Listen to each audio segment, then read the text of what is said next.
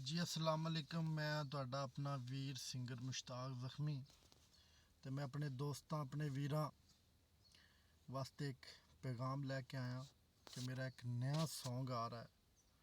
Duet song है जिन्होंने लिखा है राणा इरफान साहब ने। ठीक है, तो इंशाल्लाह बहुत जल्दी इंशाल्लाह इन्हें 2-4 दिनों के इंशाल्लाह तुहानू मिलेगा।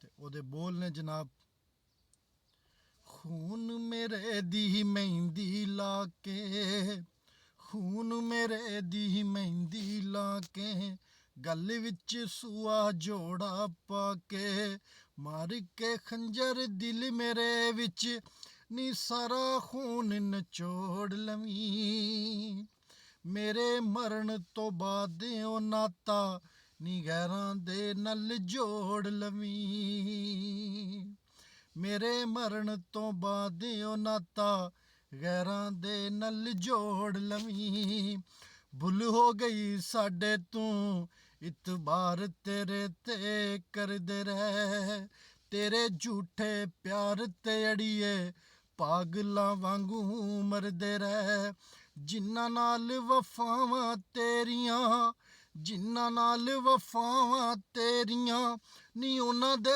नाल तो लवीं, मेरे मरण तो बाद ओ नाता नी गैरां दे नल जोड़ लवीं। बहुत मेहरबानी, शुक्रिया। इन्हू सुनना, कमेंट करना और अपने दोस्तों च सब शेयर करना। बहुत मेहरबानी, शुक्रिया। अल्लाह हाफिज़।